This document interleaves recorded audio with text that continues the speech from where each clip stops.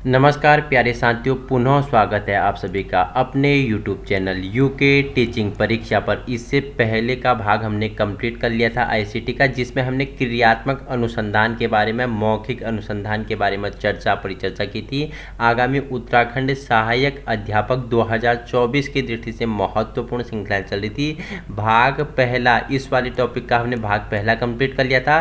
आज भाग सेकंड है, ठीक है। 2 भाग में इसे हम समाप्त कर देंगे। आज हम इसमें शिक्षण सिद्धांत एवं शिक्षण प्रतिमान के बारे में परिचर्चा करेंगे। इससे पहले जिसने उस वाले पार्ट को नहीं देखा है, पहले आप उसे देखना, उसके बाद आप इसे देखना, ठीक है। तभी आपका बेस तैयार होगा, आपको समझ में आएगा, ठीक है। और पीडीएफ की तो चिंता आपको छोड़ देना है। यूके टीचिंग परीक्षा टेलीग्राम में सर्च करोगे तो वहाँ जुड़ जाना है आपको। और व्हाट्सअप में भी, मैं व्हाट्सअप का लिंक भी नीचे मैं आपके लिए अटैच्ड कर दूंगा, आप वहाँ से भी पीडीएफ प्राप्त कर सकते हैं। बाकी वीडियो में भी मैं अटैच्ड कर ही देता हूँ। जुड़ जाइए और वीडियो उन लोगों तक पहुंचाने की कोशिश करें जहां संसाधनों के अभाव हैं। तो परिचर्चा करेंगे सूचना संप्रेषण और प्रतिमान, ठीक है। तो सबसे पहले इसमें आता है क्या एडगर का अनुभव त्रिकोण आता है, ठीक है। एडगर का अनुभव त्रिकोण क्या कहते हैं एडगर अपने 3 मॉडल पे। तो एडगर डेल ने दृश्य श्रव्य साधनों के प्रयोग में बहुइंद्रिय अनुदेशन के लिए एक विशेष प्रकार का वर्गीकरण प्रस्तुत किया था, ठीक है। जो एडगर डेल हैं, इन्होंने किस पे, दृश्य और श्रव्य साधनों से, ठीक है। दृश्य साधन क्या होते हैं, जिसे आप देख रहे हैं, जैसे ये आप वीडियो देख रहे हैं यूट्यूब पे, ठीक है। तो ये क्या है, ये दृश्य और श्रव्य है, ठीक है। खाली दृश्य क्या होगा बताओ मुझे। श्रव्य जैसे रेडियो, जिसे आप खाली सुन रहे हैं, रेडियो किस में आ जाएगा, श्रव्य में आ जाएगा। टेलीविजन, लैपटॉप, ये किस में आ जाएंगे, ये दृश्य श्रव्य में आ जाएंगे, ठीक है। साधनों के प्रयोग में बहुइंद्रिय अनुदेशन के लिए एक विशेष प्रकार का वर्गीकरण प्रस्तुत किया। इसे एडगर डेल का अनुभव त्रिकोण कहा जाता है, ठीक है। इन्होंने क्या किया, आज तक आपको ये कॉन्सेप्ट बहुत भारी लगता था कि एडगर, नाम सुनते ही एडगर का डेल त्रिकोण क्या है। तो कुछ नहीं, इन्होंने क्या किया कि जो श्रव्य और दृश्य साधन है, ठीक है, रेडियो हो गया, टेलीविजन हो गया, प्रोजेक्टर हो गया, फोन हो गया, ठीक है, जो दृश्य और श्रव्य साधन है उनका प्रयोग करते हुए बहुइंद्रिय अनुदेशन के लिए एक विशेष प्रकार का वर्गीकरण प्रस्तुत किया, जिसे एडगर का डेल अनुभव कहा गया, ठीक है। देखो, इस त्रिकोण में मौखिक संकेत से लेकर वास्तविक संकेत तक वर्णन किया गया है, ठीक है। मौखिक संकेत से लेकर और वास्तविक संकेत, ठीक है, क्या किया गया है, इनका वर्णन किया गया है। जैसे जैसे, ठीक है, क्या होता है, मौखिक से स्टेप बाय स्टेप बढ़ता है वास्तविक की ओर, तो इसका प्रभाव अधिक होता रहता है। आइए एक चित्र के माध्यम से समझते हैं। सबसे पहले वर्बल सिंबल होता है, ठीक है, जिसमें मौखिक संकेत होता है। उसके बाद दृश्यात्मक संकेत होता है, विजुअल सिंबल होता है, ठीक है। उसके बाद रेडियो प्रसारण, ठीक है, रेडियो रिकॉर्डिंग से हो गया, ठीक है। फिर शांत चित्र आप देखते हैं, फिर चलचित्र हो गया, ठीक है। उसके बाद क्या होता है, भ्रमण होता है। देखो शांत चित्र देखोगे आपको ज़्यादा समझ नहीं आएगा, ठीक है। चलचित्र देखोगे थोड़ी और समझ में आएगा, ठीक है। अगर आप भ्रमण कर लोगे तो आप और अधिक समझ पाएंगे, ठीक है। उसके बाद प्रदर्शन हो गया, अभिनय करना, आयोजित कृत्रिम अनुभव हो गया। और जब आप क्या अंतिम स्टेप वास्तविक कृत्रिम अनुभव पे पहुंचोगे तो इसका प्रभाव क्या होता है, सर्वाधिक होता है। इसका प्रभाव क्या होता है, सर्वाधिक होता है। देखो, जैसे मौखिक संकेत से वास्तविक कृत्रिम अनुभव की ओर बढ़ते हैं, इसका प्रभाव क्या होता है, डेल का जो क्या है 3 मॉडल त्रिकोण है, इसका प्रभाव बढ़ते रहता है, ठीक है। मौखिक से आगे को, जैसे सबसे पहले हमने देखा था मौखिक संकेत, जैसे हम स्टेप बाय बढ़ते रहेंगे तो एक समय ऐसा आएगा जब आप वास्तविक कृत्रिम अनुभव होंगे, जब इसका प्रभाव क्या होगा, इसका प्रभाव सर्वाधिक होगा, ठीक है। इसका प्रभाव क्या होगा, सर्वाधिक होगा डेल का त्रिकोण मॉडल का, ठीक है। तो सारणी अनुभव त्रिकोण का विवरण इनने तीन उस पर क्या, इन्होंने एक अनुभवजन्य, एक विवरण और उसका उदाहरण दिया, ठीक है। अनुभव में इन्होंने क्या बोला कि वास्तविक जो अनुभव होता है, ठीक है, उसे क्या बोला कि बहु इंद्रियों के प्रयोग द्वारा प्रत्यक्ष एवं वास्तविक अनुभव कराना चाहिए। उदाहरण में इन्होंने बोला कि दैनिक जीवन से संबंधित सर्वेक्षण करें और योजनाकारी प्रोजेक्ट वर्क करें, जो क्या करेगा, बच्चे में, छात्रों में क्या करेगा, वास्तविक अनुभव का क्या कराएगा, उन्हें परिचित कराएगा, उसके लिए उन्हें कार्य करने के लिए उत्तेजित करेगा। सेकेंड इन्होंने बोला कृत्रिम अनुभव, ठीक है, जो आर्टिफिशियल क्या है, एक्सपीरियंस है वस्तुओं के त्रिआयामी मॉडल 3D मॉडल, ठीक है। और दूसरा इन्होंने इसमें बताया कि क्रियात्मक मॉडल, ठीक है। उदाहरण क्या दिया कि रिहंदवाद का मॉडल इन्होंने दिया, कृत्रिम है, ठीक है, मानव निर्मित है, क्या है, मानव निर्मित रिहंदवाद क्या है, तो ये क्या है, तो ये क्या बोला कि वस्तुओं का त्रिआयामी मॉडल है, कृत्रिम है, ठीक है। हृदय की संरचना एवं कार्य प्रणाली का वर्णन करता हुआ मॉडल, ये क्या है, ये त्रिआयामी मॉडल में आते हैं जो कृत्रिम अनुभवजन्य है, ठीक है। तीसरे पॉइंट में इन्होंने समझाया कि ड्रामा, अभिनय आदि, ठीक है, छात्रों का अभिनय, ड्रामा आदि में भाग लेना। और इन्होंने क्या बोला कि सिकंदर तथा पोरस आदि का ड्रामा, इन्होंने क्या बोला, उदाहरण दिया, ठीक है, क्या बोला कि अनुभव क्या होना चाहिए, अनुभव होना, ड्रामा, अभिनय आदि होना चाहिए, ठीक है। उसमें विवरण क्या दिया कि छात्रों का अभिनय, ड्रामा आदि में भाग लेना, जैसे सिकंदर और पोरस आदि का ड्रामा करना, ठीक है। एक छात्रों को सिकंदर बना दिया, एक को पोरस बना दिया, और इनका क्या करना, ये क्या कर रहे हैं, एक सिकंदर का रोल कर रहा है, एक पोरस का रोल कर रहा है, ये क्या होगा, ड्रामा, अभिनय आदि के अंतर्गत आएगा, ठीक है। अगर प्रदर्शन की बात करूँ तो छात्रों को किसी वस्तु या प्रयोग करके दिखाना, छात्रों को किसी वस्तु या उसका प्रयोग करके दिखाना, जैसे प्रकाश संश्लेषण, वाष्पोत्सर्जन आदि क्रियाओं का प्रयोगात्मक प्रदर्शन करना, ठीक है। भ्रमण की बात करूं, पांचवा पॉइंट है छात्रों को विभिन्न स्थानों पर ले जाकर उनको जानकारी प्रदान करना, जैसे उदाहरण के लिए ऐतिहासिक स्थलों का, भौगोलिक स्थानों का भ्रमण, जैसे आपने 12वां आपका एक टूर जाता है, ठीक है, टूर जाता था, आपको पता होगा टूर जाता था, तो वही क्या है, भ्रमण है, ठीक है। बच्चों को, छात्रों को वास्तविक स्थान में ले जाकर उनकी जानकारी प्रदान करना, जैसे ऐतिहासिक स्थान हो गया, कोई मंदिर हो गया, उदाहरण के लिए एलोरा पे ले जाना, ठीक है, अजंता पे ले जाना, कोणार्क मंदिर सूर्य ले जाना, कटारमल अल्मोड़ा ले जाना, ठीक है, बैजनाथ मंदिर बागनाथ ले जाना, तो ये क्या है, ऐतिहासिक स्थलों का भौगोलिक भ्रमण करवाना, ठीक है। नेक्स्ट इन्होंने छठा स्टेप बताया चलचित्र, उसमें क्या बोला कि टेलीविजन, वीडियो आदि के द्वारा गतिशील चित्र देखना एवं सुनना, ठीक है, जैसे उदाहरण में शैक्षिक दूरदर्शन के कार्यक्रम और शैक्षणिक वीडियो फिल्म आदि इसके अंतर्गत सम्मिलित हो जाएंगे। सातवां इन्होंने बोला कि शांत चित्र, स्किल पिक्चर्स, ठीक है, दृश्य सामग्री को देखकर सीखना, जैसे फिल्म स्ट्रिप्स हो गया, ओवरहेड प्रोजेक्ट हो गया, ये शांत चित्र के अंतर्गत आएंगे, ठीक है, कि आप दृश्य सामग्री को देखकर सीखते थे, ठीक है। एक शायद पहले से वो टेलीविजन दूरदर्शन में एक कार्यक्रम आता था, मालेगांव का चिंटू, ठीक है, मालेगांव का चिंटू आपने देखा होगा, वो ओनली क्या था, दृश्य साधन था, ठीक है, वो खाली एक्शन करके ही समझाता था, ठीक है, आप पूरा समझ जाते थे, ठीक है। आप अगर देखा नहीं है तो एक बार आप सर्च करना यूट्यूब में मालेगांव का चिंटू, ठीक है। आपका नेक्स्ट आठवां पॉइंट इसमें रेडियो प्रसारण की बात करें तो विभिन्न प्रकार के विषयों पर रेडियो प्रसारण हो गया, जैसे यूजीसी का रेडियो प्रसारण, ज्ञान भारती आदि, ठीक है। और नौवां है इसमें दृश्यात्मक संकेत, ठीक है, अध्यापक द्वारा चौक बोर्ड पर लिखना, चार्ट आदि दिखाकर समझाना, ठीक है।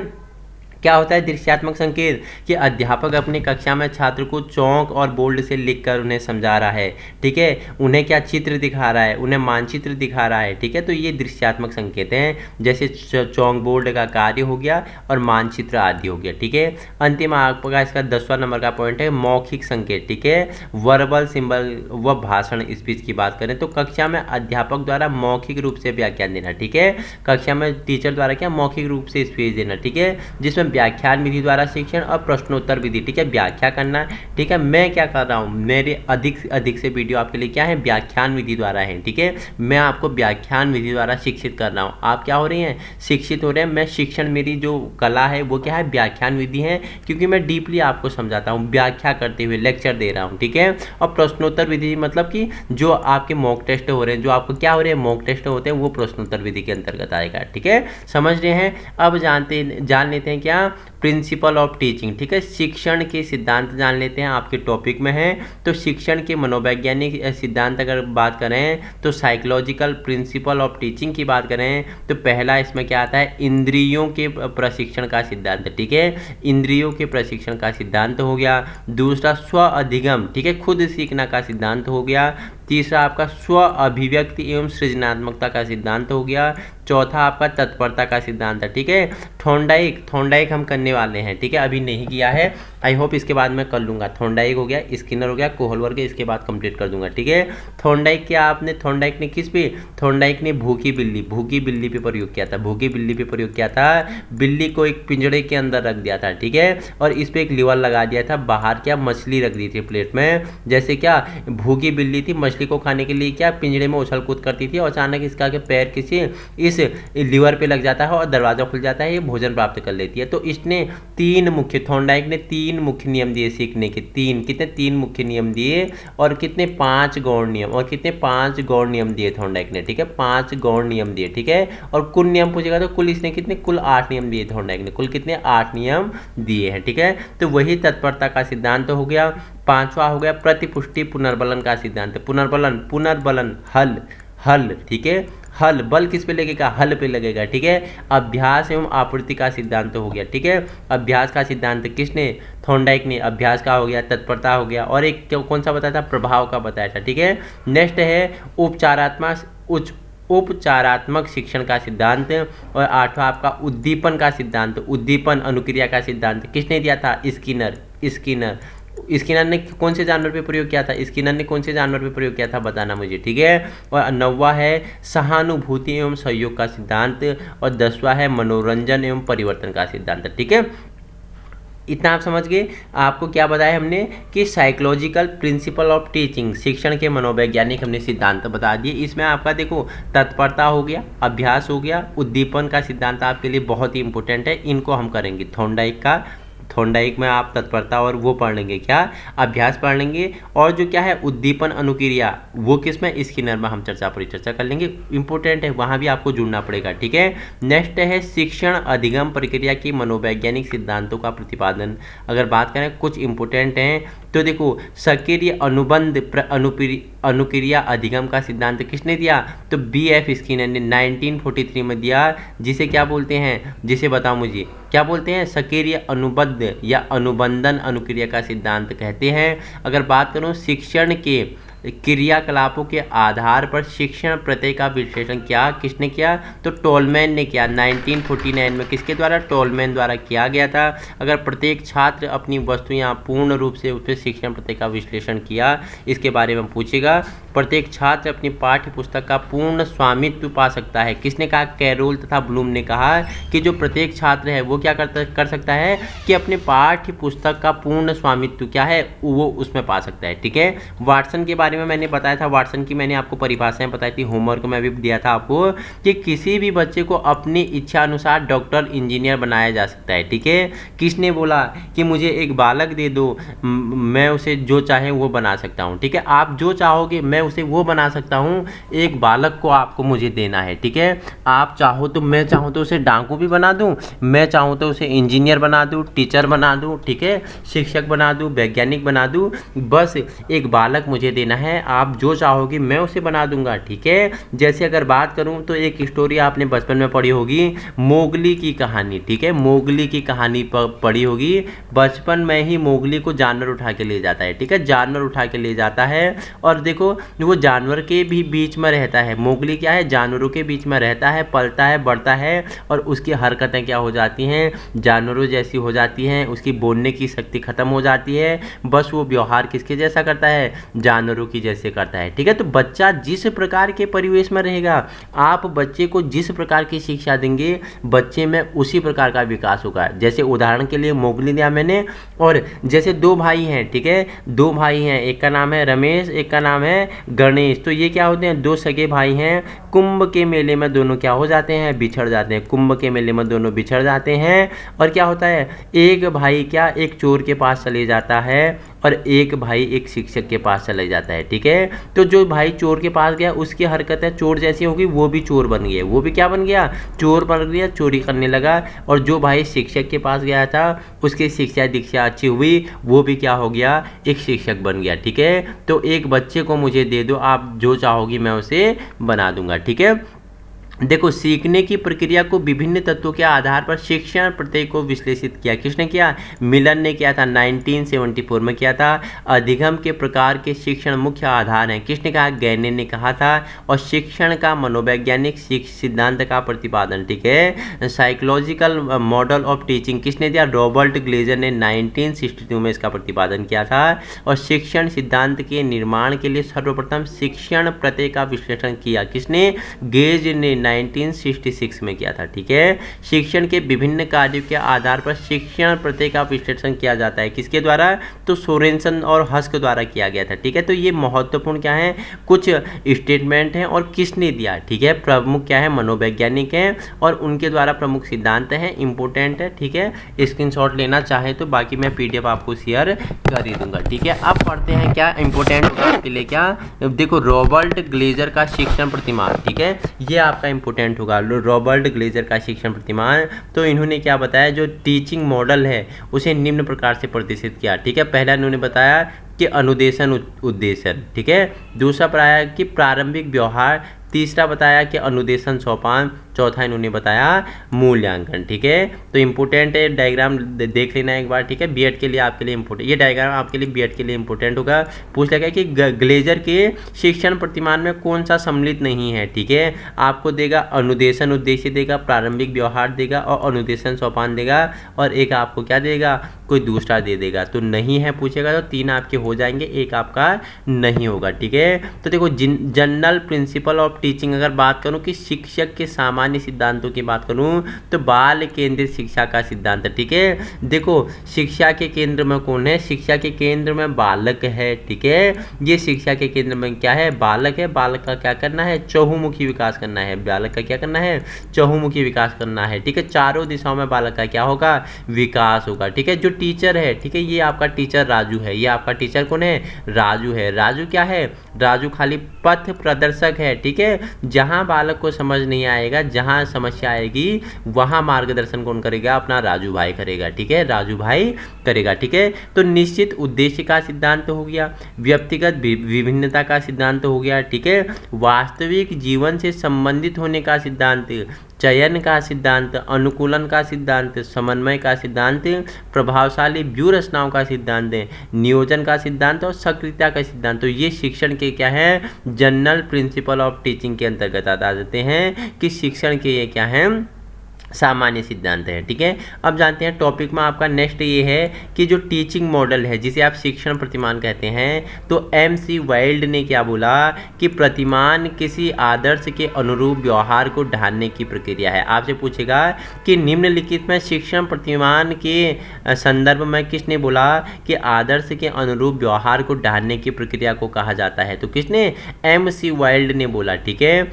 VR जुआइल के अनुसार, VR जुआइल ने क्या बोला कि शिक्षण प्रतिमानों में विशेष उद्देश्य की प्राप्ति के लिए विशिष्ट परिस्थितियों का उल्लेख किया जाता है। इसमें शिक्षक व छात्र मिलकर इस प्रकार कार्य करते हैं कि उनमें व्यवहारों में परिवर्तन लाया जा सके, ठीक है। अब देखो, इसके मूलभूत तत्व पूछेगा तो उद्देश्य हो गया, संरचना, सामाजिक प्रणाली और मूल्यांकन। आपसे पूछेगा कि निम्नलिखित में से शिक्षण प्रतिमान के आधार पर मूल तत्व नहीं है, ठीक है।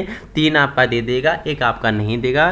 तो मूलभूत तत्व आपको पता होना चाहिए, उद्देश्य होता है, संरचना होता है, सामाजिक प्रणाली होती है, मूल्यांकन होता है, ठीक है। अगर बात करूं इसके टाइप्स ऑफ टीचिंग मॉडल्स के, तो अगर पहला इसमें आता है हिस्टोरिकल मॉडल्स ऑफ टीचिंग, ठीक है, ऐतिहासिक शिक्षण प्रतिमान, जिसमें सुकरात का शिक्षण प्रतिमान सम्मिलित है, ठीक है। परंपरागत मानवीय शिक्षण प्रतिमान आता है और व्यक्तिगत विकास का शिक्षण प्रतिमान आता है। ये किस में आते हैं? ऐतिहासिक शिक्षण प्रतिमान में आता है। निम्नलिखित में से कौन सा शिक्षण प्रतिमान ऐतिहासिक के अंतर्गत आता है? तो आपको 4 ऑप्शन दे देगा, तो राइट आपको छांटना है। तो आपको 3 जब पता होगा तो शिक्षण का सुकरात का शिक्षण प्रतिमान, परंपरागत मानवीय शिक्षण प्रतिमान और व्यक्तिगत विकास का प्रतिमान, ठीक है। दूसरा क्या पता है? दार्शनिक शिक्षण का प्रतिमान, जिसमें प्रभाव प्रतिमान, सूक्ष्म प्रतिमान और नियत प्रतिमान संबंधित है। तीसरा इन्होंने बताया मनोवैज्ञानिक शिक्षण प्रतिमान, ठीक है, बुनियादी शिक्षण प्रतिमान, कंप्यूटर पर आधारित शिक्षण प्रतिमान, ठीक है, विद्यालय अधिगम का शिक्षण प्रतिमान हो गया, अंतः क्रिया शिक्षण प्रतिमान हो गया, ठीक है। अध्यापक शिक्षा के लिए प्रशिक्षण प्रतिमान, नेटवर्क की teaching models of teacher education, जिसमें इसने तबा का सिद्धांत प्रतिमान दिया, ठीक है, तबा का क्या दिया? शिक्षण प्रतिमान दिया।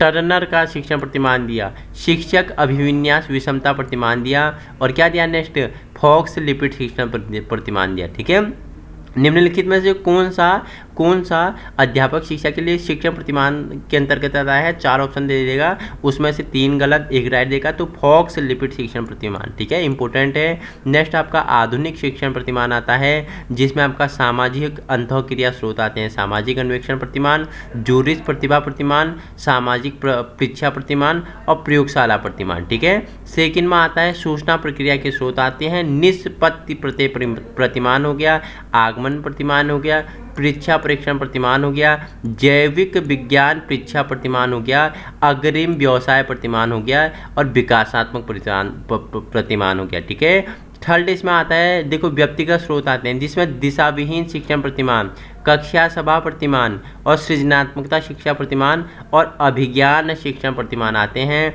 और नेक्स्ट व्यवहार परिवर्तन के स्रोत आते हैं, जिसमें सक्रिय अनुकूलन प्रतिमान सम्मिलित है। ठीक है, और ऐतिहासिक शिक्षण प्रतिमान के अंतर्गत हमने क्या जाना था कि जो सुकरात का शिक्षण प्रतिमान है, ठीक है, सुकरात की यह धारणा थी कि कोई भी ज्ञान से नहीं दिया जा सकता, कोई भी ज्ञान बाहर से नहीं दिया जा सकता है, सभी ज्ञान बालक के अंदर निहित है। ठीक है, सुकरात ने क्या बोला, जो सुकरात का शिक्षण प्रतिमान है, इन्होंने बोला कि कोई भी ज्ञान बाहर से नहीं दिया जा सकता है, बालक के अंदर ही ज्ञान है। ठीक है, बालक के अंतर्निहित क्षमताओं को बाहर निकालना ही क्या है, शिक्षित है। किसकी परिभाषा है, किसने दिया था, बताना मुझे। ठीक है, कि बालक के अंदर ही सब कुछ है, उन्हें बाहर निकालना है, उन्हें बाहर निकालना ही क्या है, शिक्षा है। ठीक है, ब्राउडी का परंपरागत मानवीय शिक्षण प्रतिमान, तो इन्होंने क्या बोला कि यह प्रतिमान 15वीं शताब्दी से 19वीं शताब्दी तक अधिक प्रचलित रहा। इस प्रतिमान को स्वामित्व विधि भी कहते हैं। ठीक है, इस प्रतिमान को स्वामित्व विधि भी कहते हैं। निम्नलिखित में से किस प्रतिमान को स्वामित्व विधि कहा जाता है?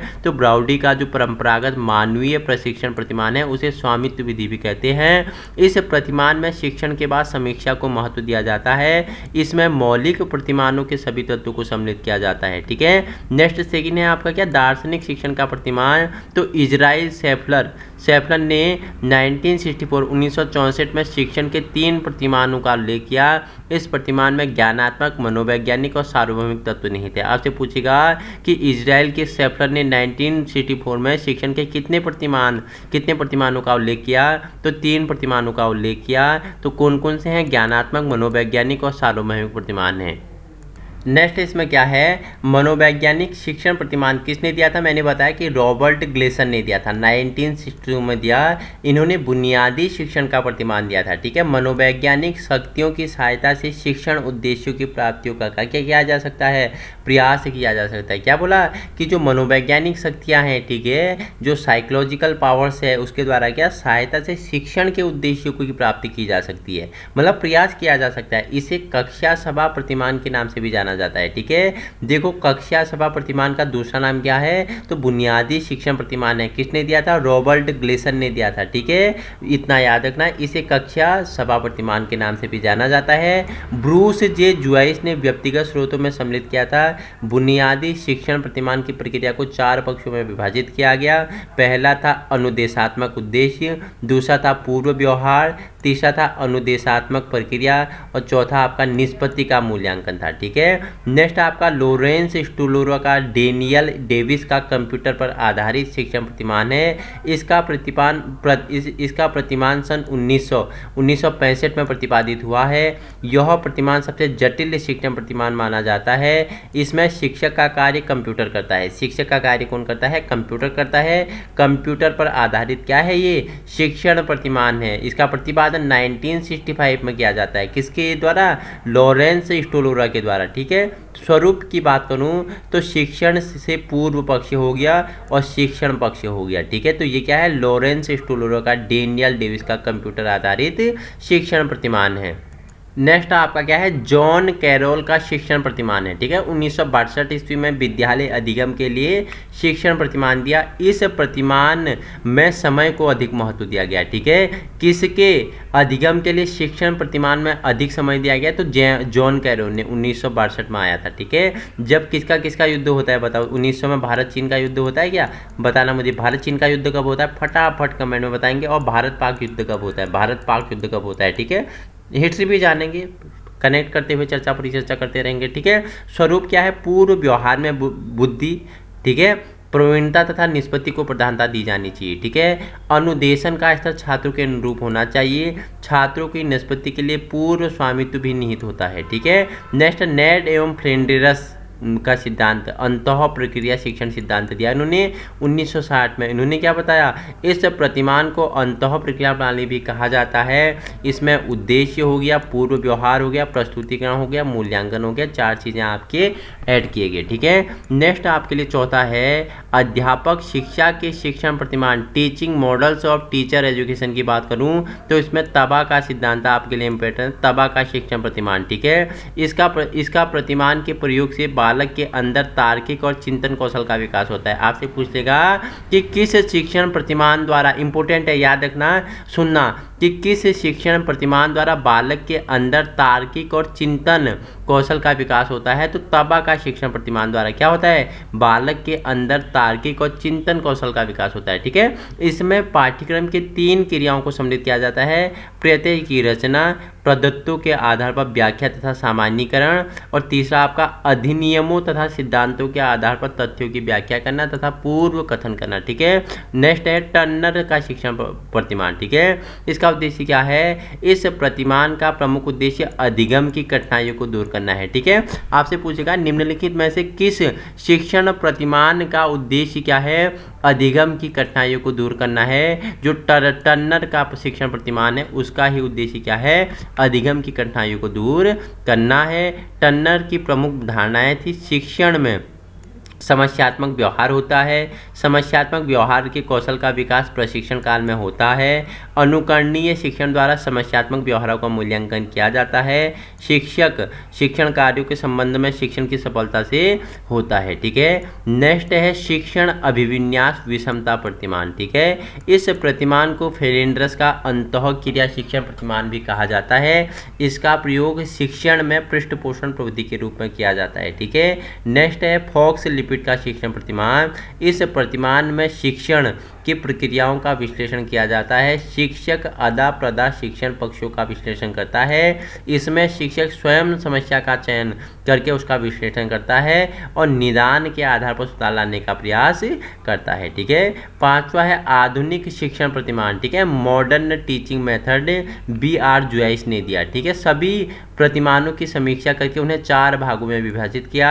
एक वर्ग में सामाजिक अंतःक्रिया, दूसरे वर्ग में सूचना प्रक्रिया, तीसरे वर्ग में व्यक्तिगत विकास तथा चौथे वर्ग में व्यवहार परिवर्तन। ठीक है, आपसे पूछा B.R. जोइस ने सभी प्रतिमानों की समीक्षा करके उसे कितने वर्गों में बांटा, उसे 4 वर्गों में बांटा। एक क्वेश्चन बन गया, निम्नलिखित में से कौन सा जोइस के समीक्षा प्रतिमानों के अंतर्गत नहीं है, पूछेगा 3 दे देगा, सामाजिक अंतःक्रिया, दूसरे वर्ग में सूचना प्रक्रिया, तीसरे में क्या व्यक्तिगत विकास और चौथे में व्यवहार परिवर्तन। 4 है, एक आपका रॉन्ग देगा, बाकी 3 आपका राइट दे देगा। अगर आपको राइट पता है कि जोइस ने 4 प्रतिमानों का क्या किया, उन्होंने प्रतिपादन किया, सामाजिक अंतःक्रिया, दूसरे वर्ग में सूचना प्रक्रिया, ठीक है, व्यक्तिगत विकास और क्या व्यवहार परिवर्तन। ठीक है, जॉन डीवी तथा किलपैट्रिक का सामूहिक अन्वेषण प्रतिमान। आपसे पूछ लेगा कि निम्नलिखित में से किसने सामूहिक अन्वेषण प्रतिमान दिया। ठीक है, ऑप्शन देगा जॉन डीवी, ठीक है, ऑप्शन देगा जॉन डीवी दे देगा। ठीक है, ऑप्शन देगा किलपैट्रिक, ऑप्शन देगा किलपैट्रिक, ठीक है, ऑप्शन दे देगा जोइस, ऑप्शन दे देगा जोइस, ऑप्शन दे देगा ए और बी दोनों सत्य। तो ए और बी दोनों सत्य हो जाएंगे। किसने दिया सामूहिक अन्वेषण प्रतिमान, तो जॉन डीवी तथा किलपैट्रिक ने। ठीक है, इन्होंने प्रतिमान को क्या सामाजिकरण को प्रधानता दी। इसमें उद्देश्य होनी चाहिए, संरचना होनी चाहिए, सामाजिक प्रणाली होनी चाहिए, उसके बाद मूल्यांकन, उसके बाद प्रयोग होने चाहिए। ठीक है, नेक्स्ट पढ़ते हैं जूरिस प्रोडेंशियल प्रतिमान पढ़ते हैं। तो इस प्रतिमान के प्रवर्तक कौन है, देखो ऑलिवर सेवर हैं, ऑलिवर और सेवर हैं। ठीक है, आपसे पूछेगा कि निम्नलिखित में से किसने जूरिस प्रोडेंशियल प्रतिमान का प्रतिपादन किया, तो ऑलिवर तथा सेवर ने किया था। ठीक है, इसका प्रयोग समायोजन की क्षमताओं के विकास के लिए किया जाता है। नेक्स्ट है कोक्स तथा बायरोन का सामाजिक परीक्षा प्रतिमान। इस प्रतिमान से सामाजिक समस्याओं के समाधान की क्षमताओं का क्या क्या विकास किया जाता है। ठीक है, बेदल तथा मैने का प्रयोगशाला विधि प्रतिमान, इस प्रतिमान में सामूहिक कौशल का विकास किया जाता है जिससे छात्र समायोजन कर सकते हैं। ठीक है, पांचवा है ब्रूनर का प्रत्यक्ष निष्पत्ति प्रतिमान, इस प्रतिमान में प्राथमिक रूप से आगमन तर्क का प्रयोग यहाँ विकास किया जाता है। छठा है क्या हिल्दात्वा का आगमन प्रतिमान। ठीक है, तो इस प्रतिमान का विकास अध्यापक शिक्षा के लिए किया जाता है जिसमें छात्र अध्यापक अधिगम की समस्या का विश्लेषण कर सके और निदान के आधार पर उपचार कर सके। ठीक है, नेक्स्ट है रिचार्ड सकमन का परीक्षा प्रतिमान। ठीक है, पूछ लेगा कि परीक्षा प्रतिमान किसने दिया, किसने दिया, रिचार्ड सकमन ने दिया। इस प्रतिमान में व्यक्तिगत क्षमताओं का विकास किया जाता है जिससे वह सामाजिक क्षमताओं का विकास और समायोजन कर सके। नेक्स्ट आपका जासफ जे सकबाब का जैविक विज्ञान परीक्षा प्रतिमान, इस प्रतिमान में सामाजिक तथ्यों के अन्वेषण का अनुकरण किया जाता है, छात्र अपने लिए परिस्थितियों में तथ्यों का अन्वेषण करता है। ठीक है, नेक्स्ट है डेविस आशुबेल का अग्रिम व्यवस्थापक प्रतिमान, किसने दिया पूछेगा कि निम्नलिखित में से किस मनोवैज्ञानिक ने अग्रिम व्यवस्थापक प्रतिमान दिया, तो डेविड आशुबेल ने दिया। ठीक है, इन्होंने क्या बोला कि ज्ञान पुंज का विकास किया जाता है, इन्होंने बोला प्रत्ययों तथा तथ्यों के बोझ से। ठीक है, प्रत्यय और तथ्यों के बोझ से क्या किया जा सकता है, ज्ञान पुंज का विकास किया जाता है। नेक्स्ट जीन पियाजे, आप जानते हैं स्विट्जरलैंड के साइकोलॉजिस्ट हैं, अपने बच्चों पे प्रयोग किया, बोला कि बच्चों का विकास किस में होता है, स्टेज में होता है, क्या आयु के अनुसार होता है। ठीक है, जीन पियाजे ने स्कीमा शब्द का प्रयोग किया, स्कीमा आपको समझाया हुआ है। ठीक है, इस प्रतिमान में बौद्धिक क्षमताएं, तार्किक चिंतन और क्षमताओं के विकास में विशेष महत्व दिया जाता है। नेक्स्ट है कार्ल रोजर्स का दिशा विहीन शिक्षण प्रतिमान, इस प्रतिमान में स्वतः अनुदेशन की सहायता से व्यक्तिगत क्षमताओं का विकास किया जाता है। विलियम ग्लेसर का कक्षा सभा प्रतिमान, इसमें क्या बताया गया, इसमें बताया गया कि इस प्रतिमान में स्वतः अनुदेशन की सहायता से क्या किया जाता है, इसमें क्षमताओं का विकास किया जाता है। ठीक है, डब्ल्यू गोर्डन का सृजनात्मकता शिक्षण प्रतिमान में क्या बताया, इस शिक्षण प्रतिमान में मौलिक तथा सृजनात्मक क्षमताओं का विकास किया जाता है। WS फ्रिटिज का जानकारी प्रशिक्षण प्रतिमान, इस प्रशिक्षण प्रतिमान में स्वयं जानकारी तथा अभिज्ञान की सहायता से व्यक्तिगत क्षमताओं का विकास किया जाता है। नेक्स्ट BF स्किनर का सक्रिय अनुबंधन अनुक्रिया प्रक्रिया का प्रतिमान है, BF स्किनर इसके प्रतिपादक हैं, व्यवहारवादी मनोवैज्ञानिक हैं। इस प्रतिमान का प्रयोग अपेक्षित व्यवहार परिवर्तन के लिए किया जाता है। ठीक है, आपसे पूछेगा कि जो BF स्किनर ने क्या सक्रिय अनुबंधन अनुक्रिया का प्रतिमान दिया था, उसका प्रयोग किसके लिए किया जाता है, तो अपेक्षित व्यवहार परिवर्तन के लिए किया जाता है। क्वेश्चन कैसे बनते हैं वो भी मैं आपको समझा रहा हूँ, ऐसे क्वेश्चन बनेंगे। ठीक है, नेक्स्ट आपके लिए है ब्लूम स्वामित्व अधिगम आव्यूह। ठीक है, इस प्रतिमान का विकास BM ब्लूम ने किया था, किसने किया था, BM ब्लूम ने किया था। इसका प्रयोग से स्वामित्व अधिगम का विकास होता है और शिक्षण के उद्देश्यों की प्राप्ति होती है और इसके अंतर्गत सामान्य कक्षा शिक्षण, पुनर्बलन, प्रवृत्ति सुधारात्मक तथा व्यक्तिगत अधिगम त्रुटियों को सम्मिलित किया जाता है। विषय के कमजोर छात्रों को अतिरिक्त समय दिया जाता है। इस प्रकार ब्लूम ने इसके बारे में परिचर्चा की है। तो 2 भाग हमारे कंप्लीट हो गए हैं। हमने पहले में क्या जाना था, हमने क्या जाना, उसमें रिसर्च के बारे में जाना था, किसके बारे में, अनुसंधान के बारे में जाना था, मौलिक अनुसंधान, क्रियात्मक अनुसंधान। ठीक है, उसके हमने चरण, उद्देश्य, एम्स, लक्ष्य, स्टेप, स्तर सब जाना था। दूसरे भाग में हमने क्या, शिक्षण प्रतिमान जाने, शिक्षण टीचिंग जाने। ठीक है, और किसने कौन सा प्रतिमान दिया, इन सभी के बारे में हमने परिचर्चा कर ली है। तो हमारे 2 भाग, ठीक है, 2 भाग हमारे क्या, यूनिट 3 के फिर हमारे 2 भाग, जिसमें हमने क्या प्रमुख क्या जाने, हमने प्रमुख क्या जाने, शैक्षिक तकनीकी विश्लेषण के बारे में हमने परिचर्चा की है। 2 भाग हमने कंप्लीट कर लिया है। तीसरा भाग में हम नेक्स्ट वीडियो में परिचर्चा करेंगे। उसके बाद हम थॉर्नडाइक हो गया, ठीक है, स्किनर हो गया और कोहलबर्ग करेंगे। ठीक है, 3 एक साथ कर लेंगे और उसके बाद हम क्या करेंगे, मानसिक मंदता वाला भाग कंप्लीट कर लेंगे। ठीक है, तो सिलेबस बहुत ही जल्दी आपके लिए कंप्लीट होने वाला है। बस ये आप पे डिपेंड करता है कि आप कितना वीडियो को पसंद कर रहे हैं, कितना शेयर कर रहे हैं, कितना लाइक कर रहे हैं, ठीक है। उसी के आधार पर अधिक से अधिक वीडियो मैं आपको प्रोवाइड करूंगा, ठीक है। सिलेबस के अनुसार एक अच्छा और एक मजबूत कंटेंट, ठीक है। ऐसा कंटेंट आपको पूरे यूट्यूब में मिलने वाला नहीं है। पूरे सिलेबस के अनुसार किताब का ही PDF आपके लिए अटैच किया है कि कुछ भी चीज़ें आपके लिए छूटे नहीं, ठीक है। देखो पूरी चर्चा परिचर्चा व्याख्यान विधि से चल रही है और उसके बाद जो मॉक टेस्ट होता है उसमें हम प्रश्नोत्तर विधि हमारी चलती है। तो आज ही संलग्न हो जाइए अपने यूट्यूब चैनल यूके टीचिंग परीक्षा पर। और कोई भी PDF डाउनलोड करने से, टेलीग्राम हो गया, व्हाट्सएप लिंक से, कोई भी समस्या के हेतु आप 8954505389 पर क्या कर सकते हैं, SMS कर सकते हैं। टीम आपकी पूरी क्या करेगी, मदद करेगी, ठीक है। टीम आपकी पूरी क्या करेगी, हेल्प करेगी। Thank you so much.